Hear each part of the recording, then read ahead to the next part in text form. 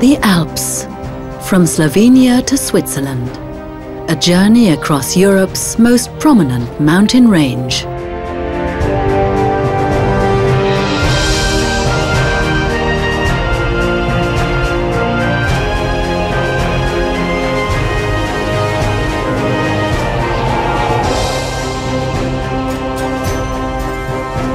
The Allgaeu and the Montafon from above.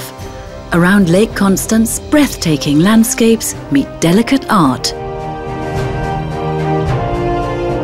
The upper reaches of the Austrian state of Vorarlberg is home to rare animal species and people who take pride in their trade. Others test their abilities on the high terrain.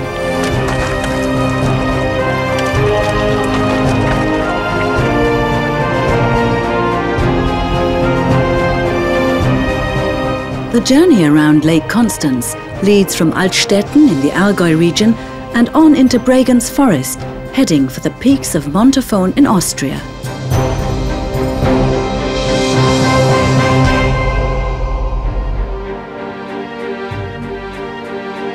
Mount Grünten lies at the northern edge of the Alps, which is why it's also known as the Watchman of the Allgäu Alps.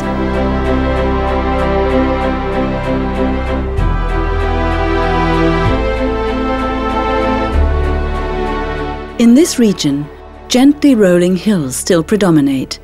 Small lakes like Lake Alpsee shape the landscape of the foothill of the Alps.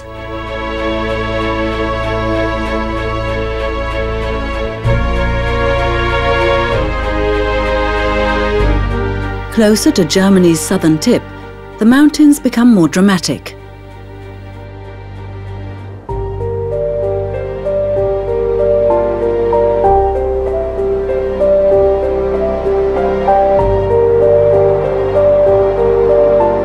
The summits around Rotspitze mountain offer high alpine routes for daring mountaineers.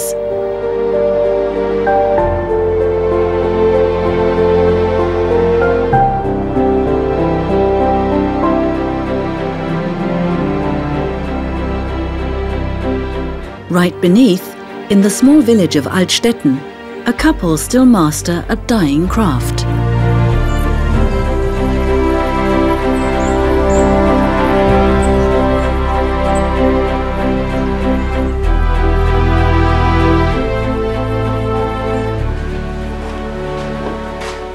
Christina and Alfons Zeilhuber are organ makers. Both of their families worked in the trade. The most fascinating thing for me about the job is that you can witness the production of the organ from start to finish. That's very special, being able to see how the organ grows and not just make a part of it. At the end, you really have something to feel proud of. An organ consists of up to 2,500 wood and metal pipes. Most of its parts are constructed by the organ makers themselves. These days, furniture, for example, is only made to last a few years. You can't do that with an organ. It has to have a life expectancy of about 150 to 200 years.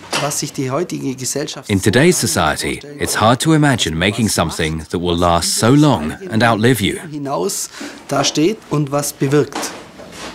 Every year, a new organ leaves the Zeilhuber's workshop.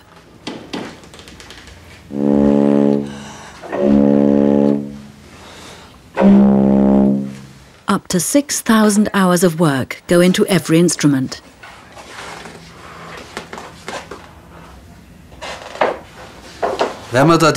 When you carry the wood into the workshop, it's hard to imagine that you're going to turn it into an organ. And when you're later standing in front of the finished instrument, you sometimes can't believe that you've built it. It's incredible. Christina Zeilhuber examines the pipes to check the sound. Small changes to the mouth of the pipes can have a great effect on the tone. I set up the pipe and then I blow into it and can already hear if the sound is a bit scratchy. And then I can change it and improve the sound quality.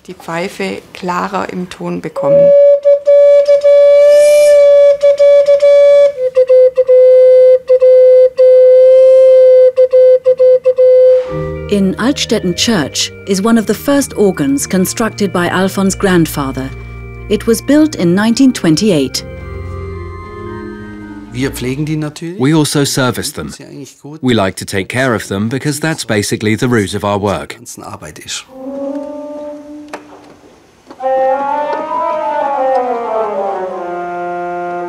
Every few months, Christina and Alphonse check the sound of the family treasure's individual pipes. With over 1,400 pipes, the process takes several hours. Kannst du mir mal den Ton geben?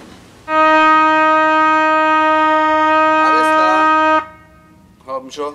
This time, a dead fly is the reason for the dissonance.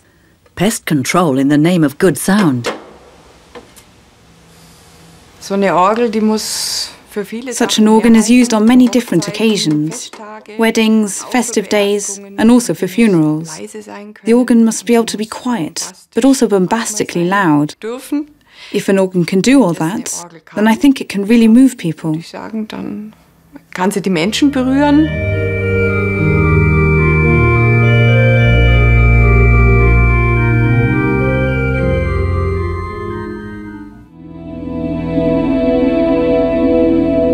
The journey continues from Altstaedten to Siebers in the western Allgäu Alps.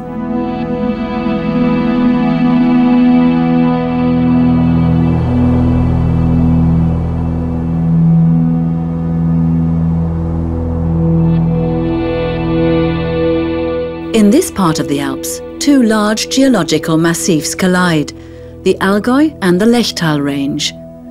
The twisted rock indicates how mighty forces created folds out of the originally horizontal layers.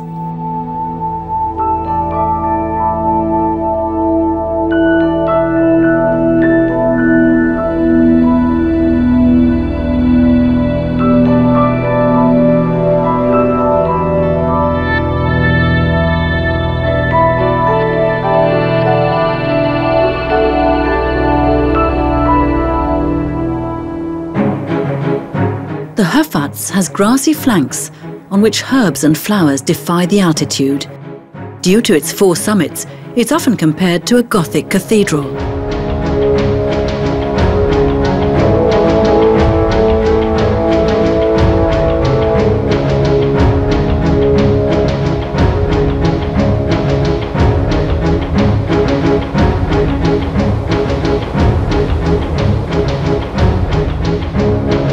The ice lake up here is often covered in snow until early spring. Then it reveals its intense colour. In small pools all around, red algae have formed a layer on the surface.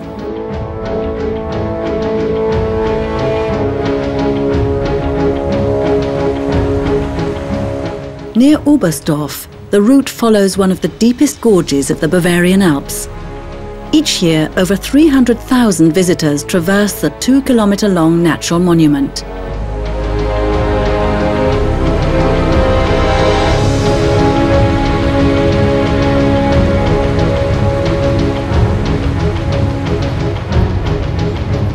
Along the way lies Wildberg.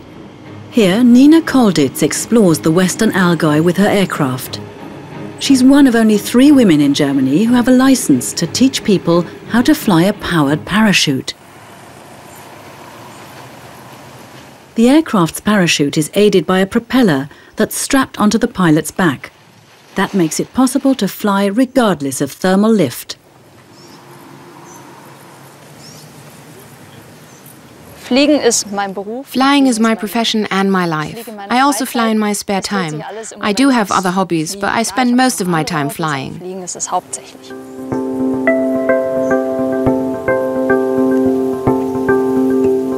Nina co-runs a flying school. The view over Lake Constance attracts many pupils. Similar to paragliding, the pilot is strapped in and carried by a parachute. During takeoff, the pilot has to carry the entire weight of the 25-kilogram motor. Die Hände mal ganz hoch, hochnehmen. The first time I just let them try it out in the air to see how it feels.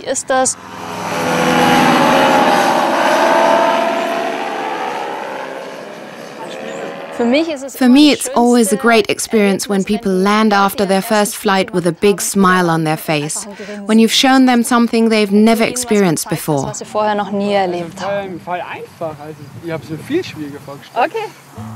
Wildberg airfield is one of the smallest in Germany. Here, mainly tours around Lake Constance take off and land. The tower is no more than a garden shed.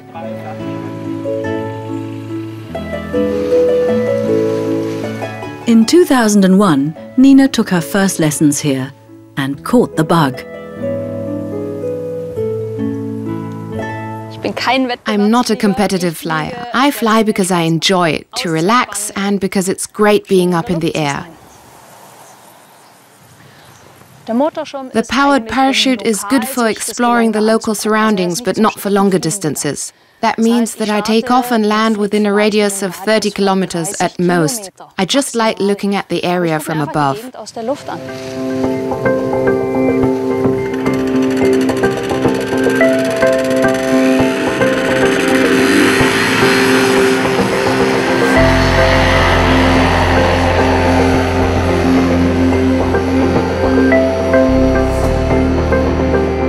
Depending on wind conditions and the size of the engine, a powered parachute can travel for 100 kilometers. Nina was the first woman to cross the Alps with a propeller. She was in the air for 5 hours, in temperatures of -16 degrees.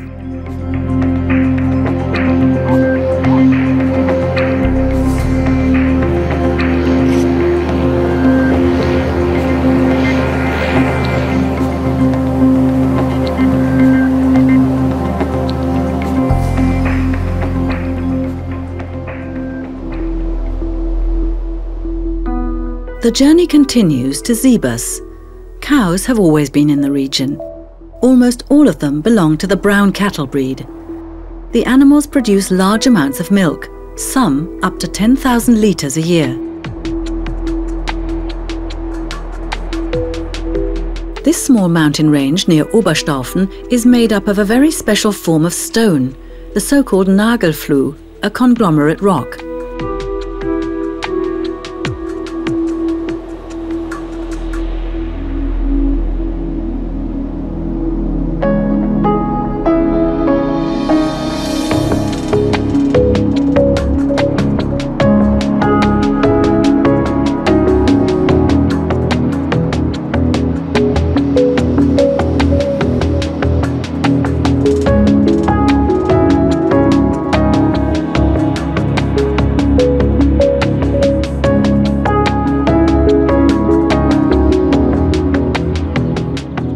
In a small factory, Max Schmelcher has set up an artist studio.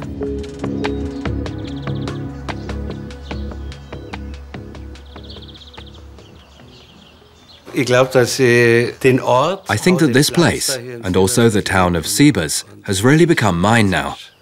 I feel at home here. I love the landscape. I found my place here. Max Schmelcher studied at the Academy of Art in Munich 20 years ago and travelled for many years. But the artist was drawn back to his home. Here he stumbled across a new material that's abundant in the Alps, peat.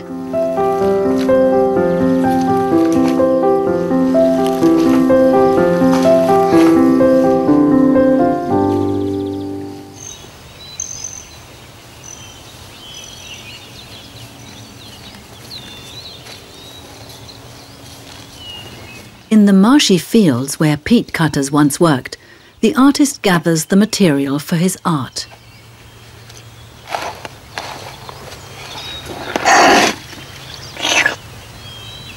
So, jetzt hat es mehr Platz.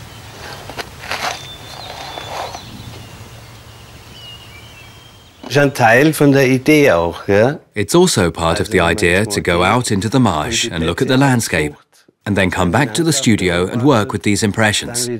zurück zum Atelier und dann aus diesen Erinnerungen was macht. Ja.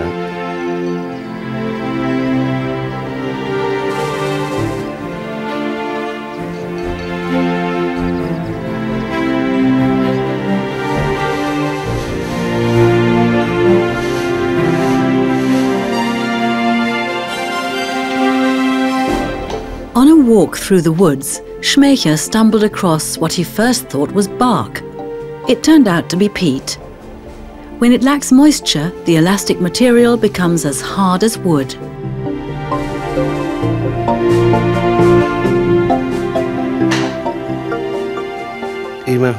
I only do what I enjoy.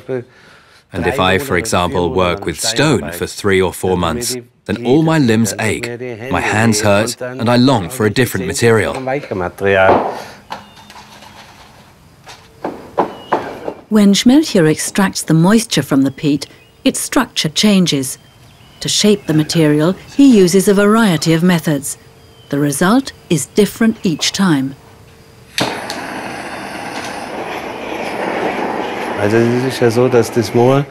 The peat actually works with me. That's my approach anyway. I wanted a living material. I like the soft brown color. I always start creating something, and the peat then helps me along. For some of my work, the peat has told me what to do, so I also let it guide me with its structure. Also ich lasse mich auch lenken mit der Natur, also mit dem Moor, mit der Struktur.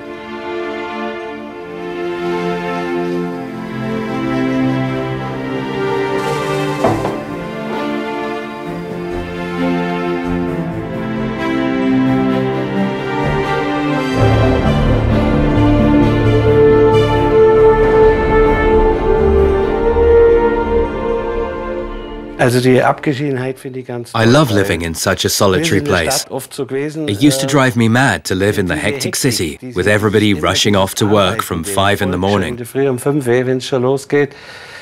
That just made me feel as if I had to be busy as well. Here I can just sit down and relax and take things in properly. Einfach mehr die Sache auf mich wirken lassen.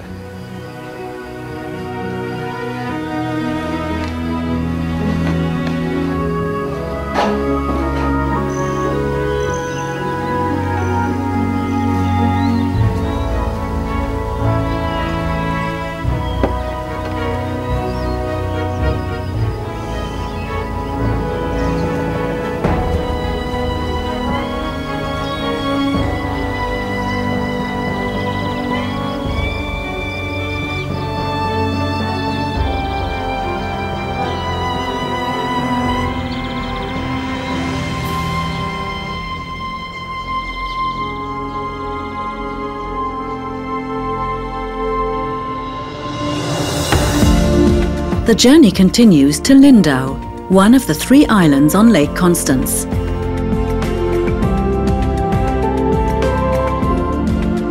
A new Zeppelin glides along at 70 kilometers per hour over the island of Mainau. Lake Constance is the birthplace of the airship. From Friedrichshafen, the first one of its kind, set off in 1900, built by their namesake, Count Zeppelin.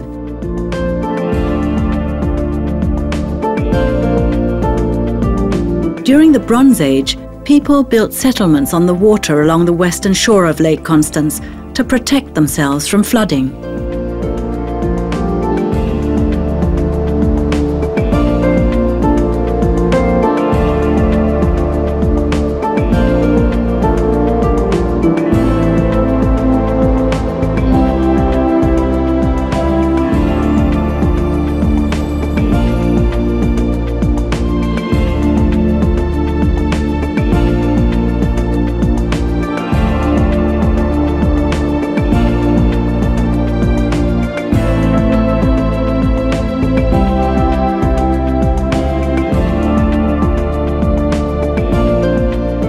"3,000 people live on the built-up island of Lindau, and just as many guest beds await the tourists who come to visit Germany's most southerly lighthouse.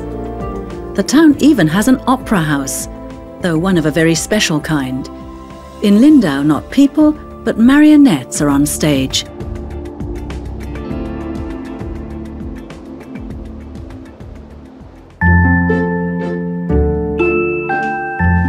The opera is run by Bernhard Leismüller. He moved to Lindau from Bad Tölz, a small town in Upper Bavaria. In meinem Fall ist es einfach Berufung. It was my calling. There was a marionette theater in Bad Tölz for over 100 years, and I went there as a child and saw my first opera, The Abduction from the Seraglio. Damals die Entführung aus dem Sarai. Ist es passiert? From then on, all I wanted to do was play with the puppets. He not only learned how to play with the puppets, but also how to make them. Bernhard designs them himself, carves them out of wood, and creates their costumes. For the Marionette Opera House in Lindau, which he established, he's made over 400 puppets for pieces like The Magic Flute or La Traviata. Even the smallest part gets its own hand-stitched costume. Each puppet needs to have its own clothes to fit its body. The material I use comes from all over the world. Wherever I go, the first thing I do is look for the next material shop.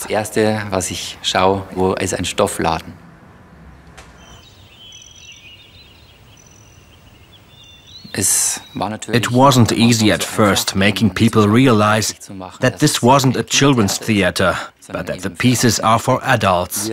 We're harking back to a long tradition when marionette theaters were exclusively for adults.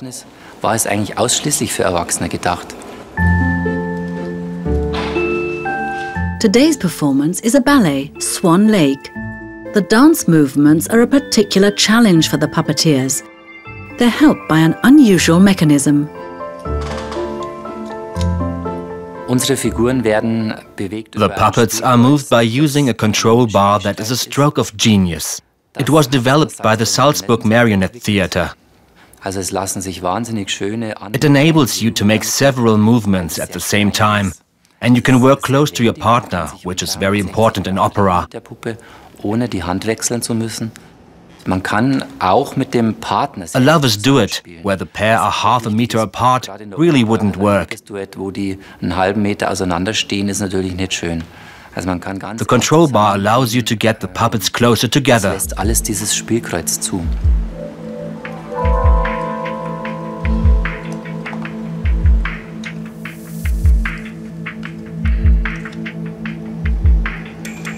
Bernhard is a perfectionist who pays great attention to the smallest detail. He even painted the curtain himself. It was obvious that our Swan Lake couldn't just be anywhere, but had to be Lake Constance. That's why you can see the Swiss and Austrian mountains in the background. Over 100,000 people have already come to see the 12-person opera group perform in Lindau. During Swan Lake, the puppeteers are on, or rather above the stage, for over 2 hours.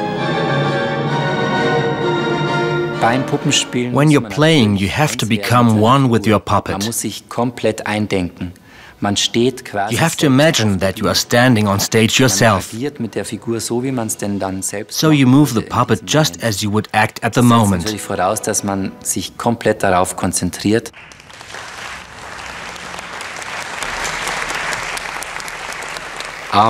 When you are no longer holding the puppet, then it just becomes a piece of wood. No more and no less. It's just wood with a bit of material.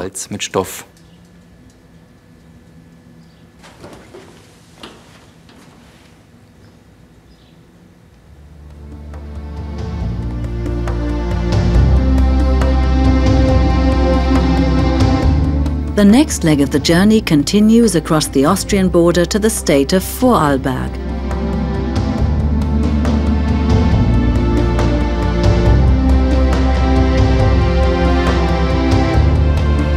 Just outside the town of Bregenz, the Rhine flows into Lake Constance. The river that has its source in the Swiss Alps was straightened here at the beginning of the 20th century to protect the houses on its banks from floods. Where the lake becomes deeper, the river merges with the warmer water of the upper lake.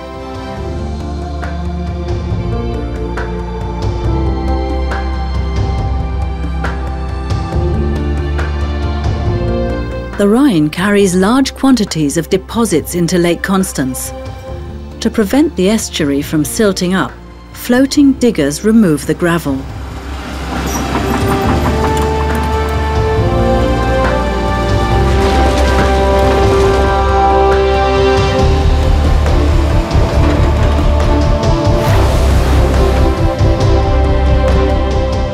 At Diepholzau, the original course of the river can be seen. In summer, the so-called Old Rhine turns into a bathing lake.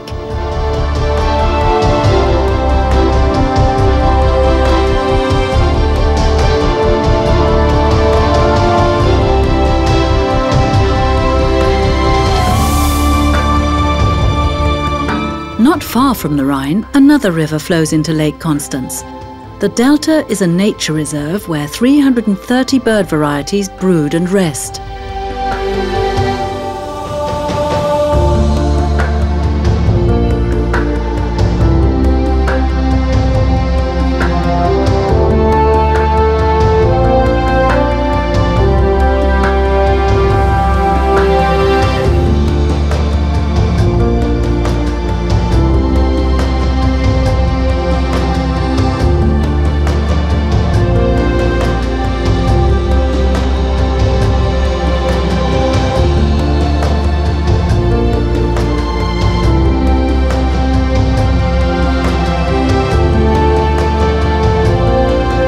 Bregenz Forest, only a few kilometers away, is the home of architect Bernardo Bader. I think it's awful when rural areas try to be urban. I think Bregenz Forest has understood that it's acceptable to be rural, to stay as it is and not pretend to be something else. In Bitzau, Bader built a kindergarten that blends in with the village as well as the landscape. It's important that the children can move around the house freely, that they can use all of it, and that they're encouraged to look out into the village, where they can see bikes, pedestrians, farmers, see the sheep and cows in the fields and the mountains. I think that really encourages them in their development. Combining old and new has a tradition in Vorarlberg architecture. Modern construction with local materials has become popular here.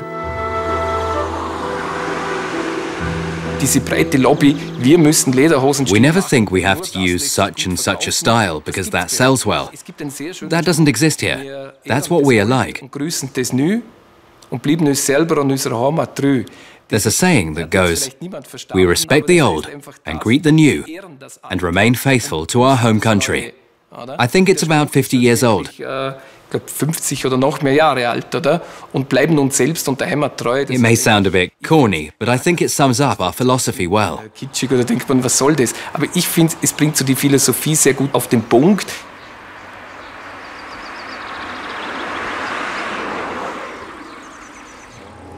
Also die weiß da nicht. Leider haben wir das Dickzeug halt schon gebraucht. I'm often asked why we use so much wood. And I can honestly ask back, why should I use anything else when we have such good material at hand?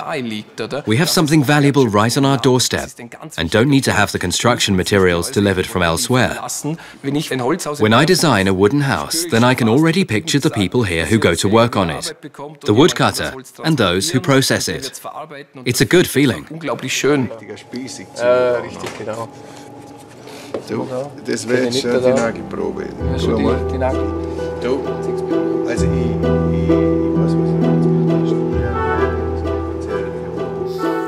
This summer house reflects the essence of Bernardo's architecture.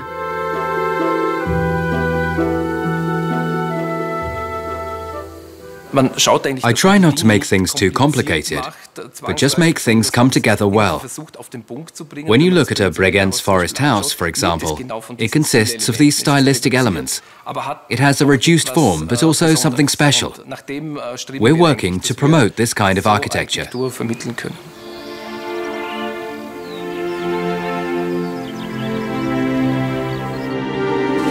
The route continues to Schopenau.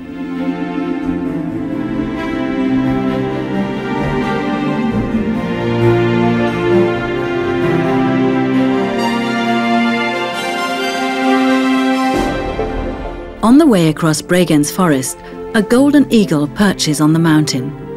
The king of the sky has withdrawn almost entirely to remote mountain regions. They were hunted for many years. In Austria, estimates have suggested that only 300 breeding pairs remain.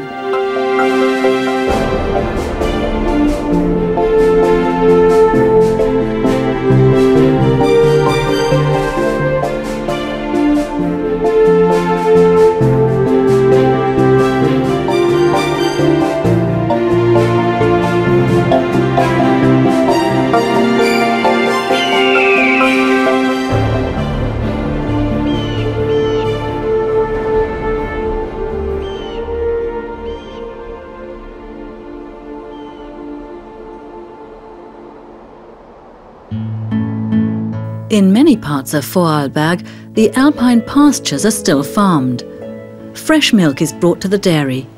It's become rarer for families to spend the summer in the mountains cultivating the pastures.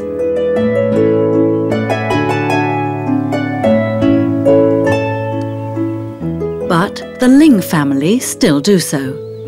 The nice thing about this place is the solidarity. That's how I always felt already when I was little, that we grew together as a family, because we spent a lot of time together. Up here, you need each other. The Lingg's pasture lies at an altitude of 2,000 meters.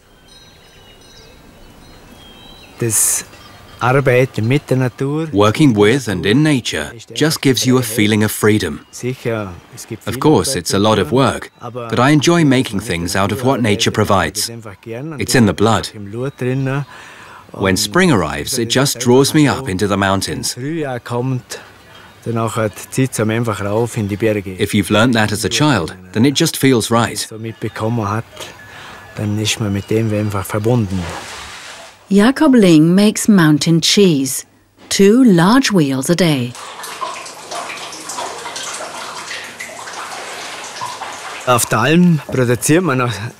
Here we produce the cheese according to an old tradition, like in my grandfather's day. As an 8-year-old, I already came here and learned the trade. The raw milk curdles when rennet enzymes are added, and then it is processed. Jakob Lingg only uses natural products to make his cheese.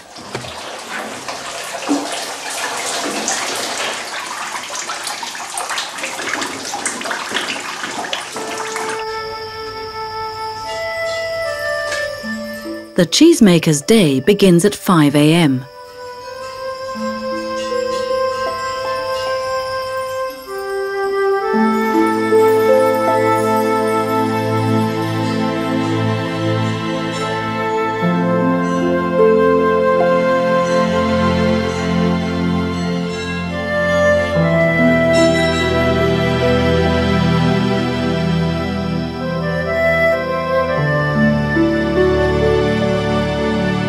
Every morning and every evening, Jakob and Huberta milk almost 70 cows.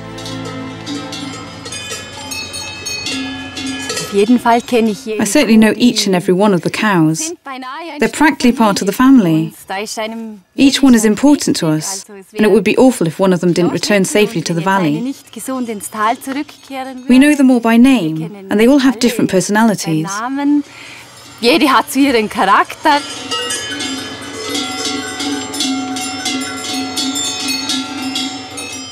From the sound of their bells, I can hear which cow has turned the corner of the house and is going into the barn.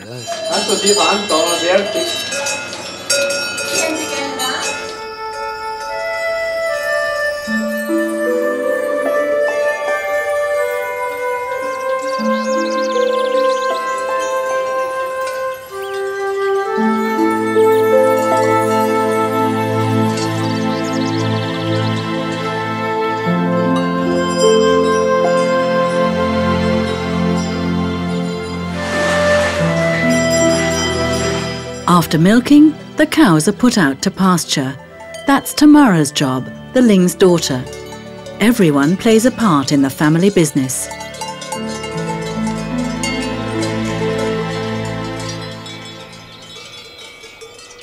She likes being up here, and she does it well. It's important that she enjoys it, as it's not always easy.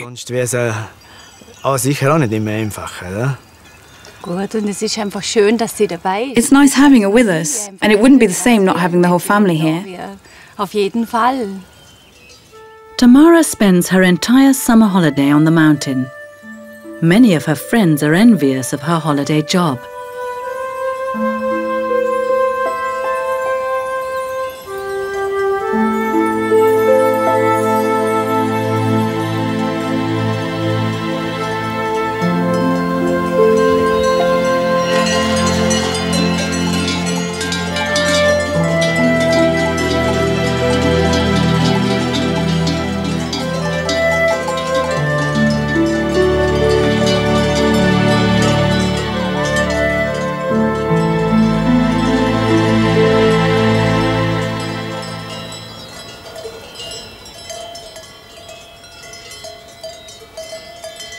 Jacob's cheese is regarded as a delicacy. The altitude makes the cheese so unique.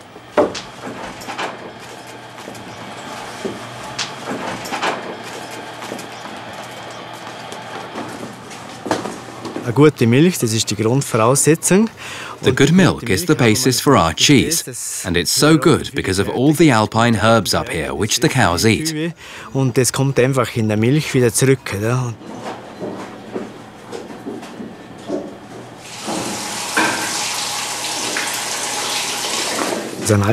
Alpine cheese is very special, and those who have tried it once come back again and again.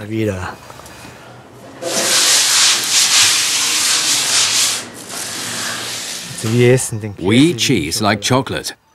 If you're after a piece of chocolate on the Alp, then you just go into the cellar and cut off a piece of cheese, and you can eat that like chocolate.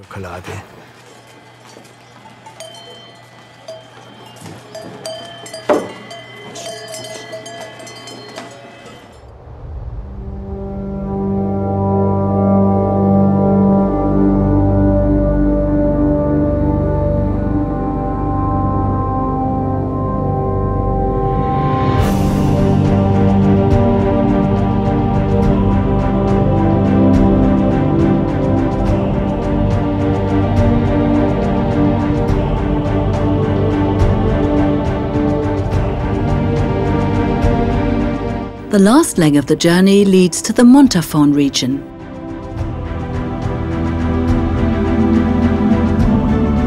On the way, the route passes over a small mountain range in the northern limestone Alps, far away from mass tourism.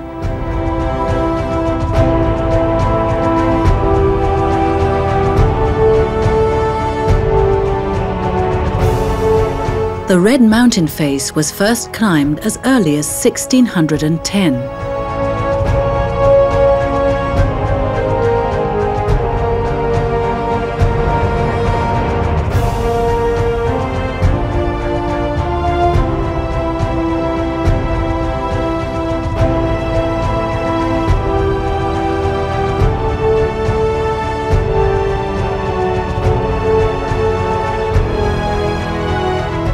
A few kilometers away as the crow flies lies Roggelskopf.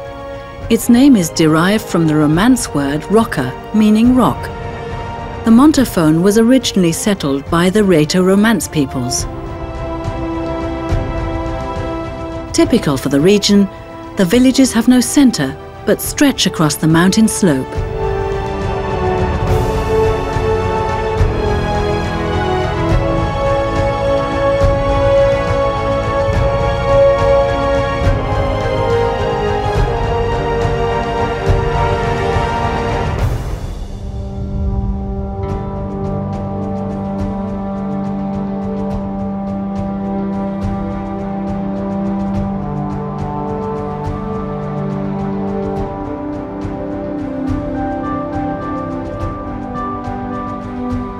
Close to the village of Bartholomaeberg, one of the oldest places in the Montafon, scientists have set up camp. They're archaeologists from the University of Frankfurt who want to research the early settlement. What made people settle here in the high mountain regions? They're excavating to try and find out.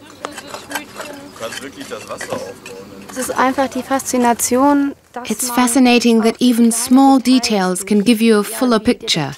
It's a bit like detective work. It's like the mosaic stones you piece together to create a colorful picture. I always feel like I'm getting in touch with the past, even if we can no longer speak to these people. What we find also tells us something about ourselves. Aber trotzdem erzählt es uns auch etwas über uns selbst. Ganz wenig Knochenerhaltung, aber das ist tatsächlich, ja, der ist auch kalziniert. Genau.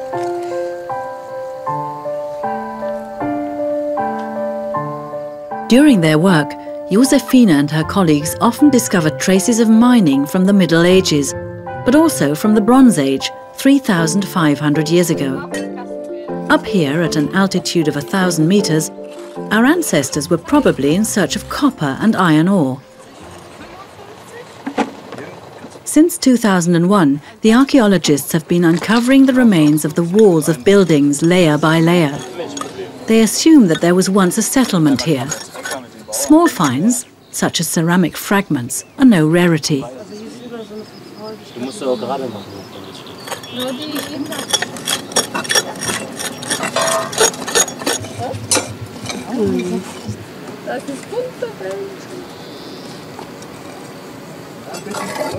The best moments are when you find something really spectacular. But the most important thing is the context, the structures which we find and their relation to each other. We ask ourselves where they came from and try to localize them. That's why we need to take exact measurements and draw up plans. Each find is marked, given a GPS position, and the excavation site is photographed in different phases.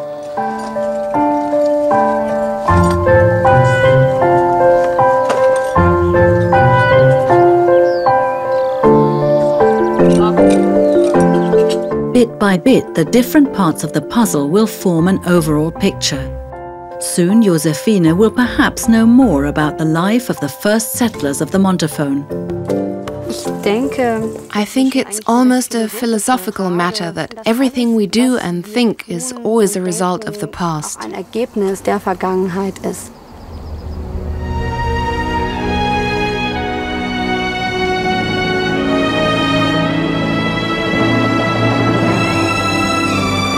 The journey continues over Lunarsee Dam that was constructed in 1969. Without it, only a few small streams would have flown here. They wouldn't have provided sufficient water for the power stations. Additional streams are diverted through tunnels into the reservoir.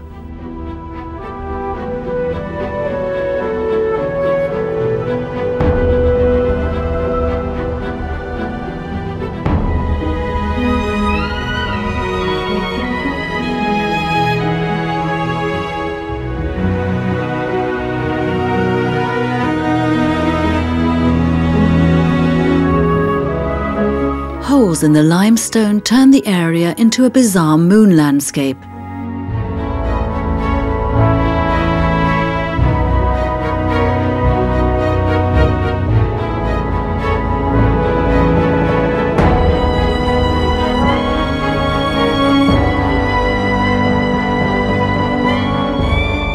The Silvrata Alps in the south of the Vorarlberg region span Switzerland and Austria.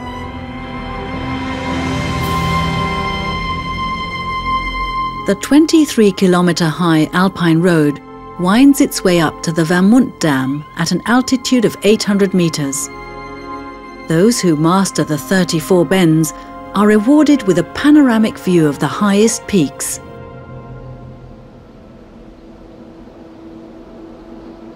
At 3,312 metres, Piz Buin, the Ox's Peak, is the highest mountain in Vorarlberg. At its northern edge lies Oxental Glacier. Over the last few years, like other alpine reservoirs, it melted at a rapid rate of sometimes 60 metres in a year.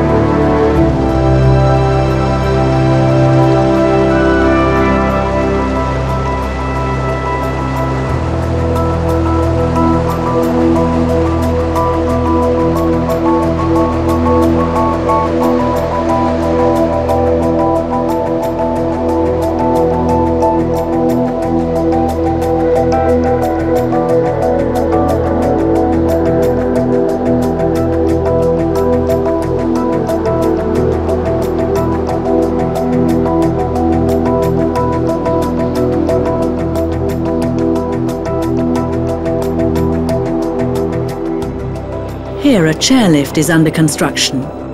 The helicopter has a challenging task, casting concrete from the air.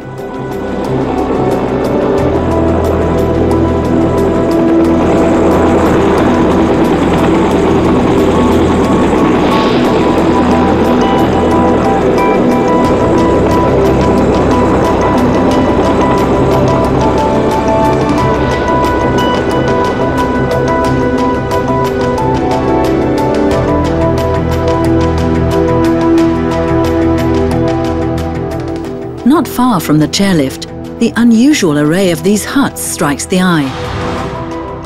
The construction protects them from avalanches.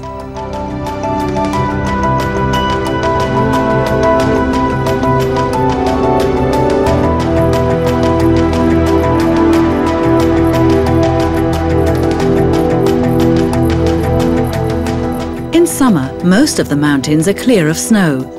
Then Birgit Noha is out here almost every weekend. The lawyer goes mountaineering with her bike.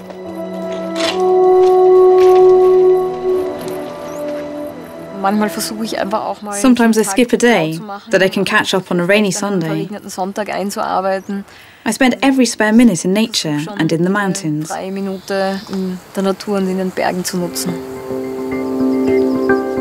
Bike hikers carry their bike up high mountains and ride back down again, however steep it may be. In contrast to downhill, where speed is important, technique is what matters for Birgit.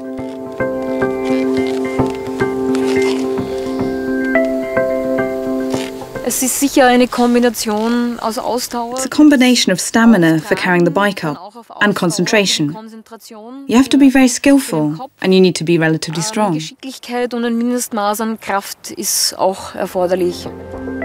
Bike hikers use the same paths as mountaineers. The bike's suspension softens the blows down the stony routes.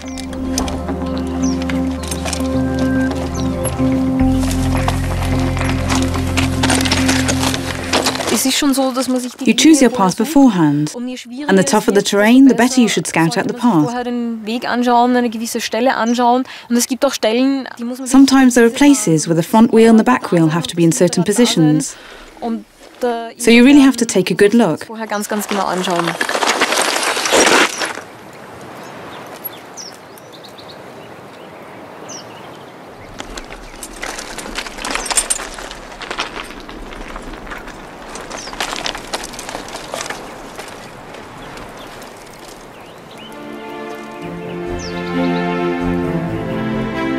For her tour today, Birgit has chosen the Hochjoch Massif. Birgit frequently climbs up to 1,600 meters, shouldering her 16-kilogram bike.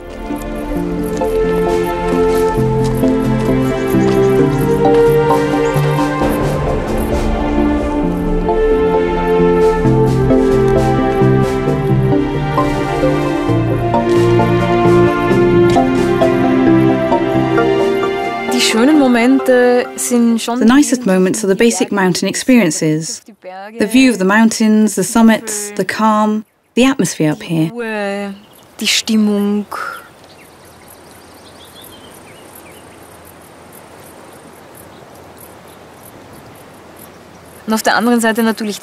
And on the other hand, of course, riding down. It's a great feeling when you can go a bit faster and sometimes do jumps by using a stone as a ramp. And when you've managed a tough bit, it's a great sense of achievement.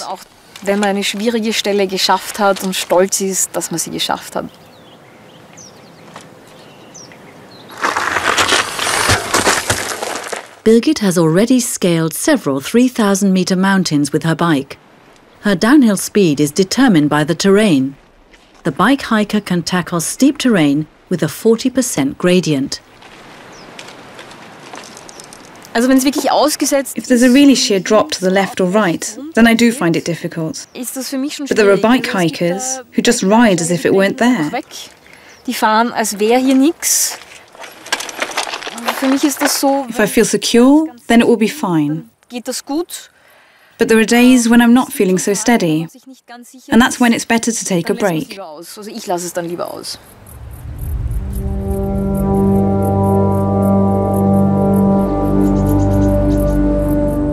One tour often takes Birgit up to 12 hours. After the ascent, riding down only takes an hour.